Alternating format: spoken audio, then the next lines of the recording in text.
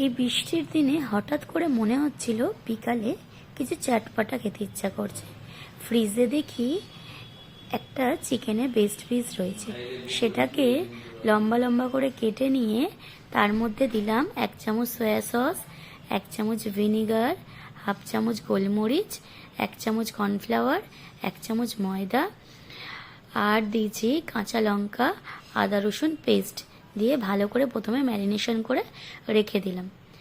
10 minute রাখার পর এর সঙ্গে মশলা অ্যাড করছি হাফ চামচ ঝাল লঙ্কার গুঁড়ো, হাফ চামচ হলুদ, হাফ চামচের মতো জিরে গুঁড়ো, একটু ধনে গুঁড়ো, পরিমাণ মতো লবণ, আর দিয়েছি হাফ চামচের মতো ভাজা মশলা দিয়ে আধ ঘন্টার মতো ম্যারিনেশন করে রেখে দিলাম। তারপরে আমি এটাকে ভালো করে ফ্রাই করে নেব।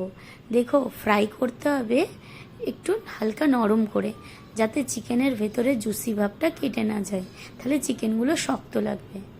এরপরে কড়াইতে অল্প একটু তেল, অল্প একটু বাটার দিয়ে 4-5 কোয়া রসুন কুচো কুচো করে কেটে নিয়েছি সেটা দিয়ে দিলাম। দিয়ে তার সঙ্গে এবার কিছু সস অ্যাড করব। দিচ্ছি শেজওয়ান সস 2 চামচের মতো, সেটা আমি জলে গুলে দিয়েছি।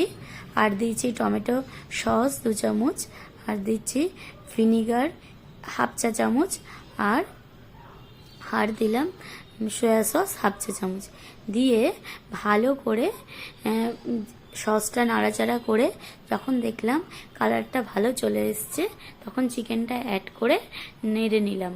দেখো, এমনভাবেই চিকেনটা সসের মধ্যে টস করতে হবে যাতে সসটা পুরোটাই চিকেনের গায়ে লেগে যায়।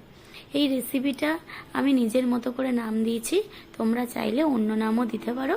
দেখো, বানিয়ে ভালো লাগবে।